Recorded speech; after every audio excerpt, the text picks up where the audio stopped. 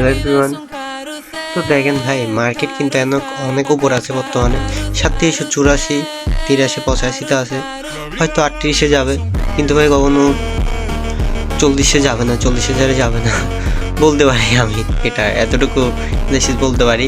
কিন্তু ভাই আমি এতটুকু বলতে পারি যে মার্কেট নিচে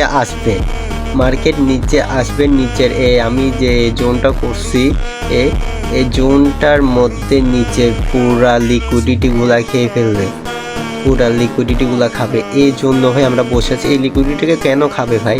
যদি দেখেন মার্কেট পূর্বে সকল লিকুইডিটি খাবে।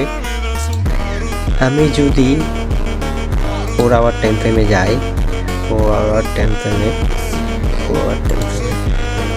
এই সব লিকুইডিটিগুলা দেখেন, এইখানের থেকে যারা এন্ট্রি করছে, এখান থেকে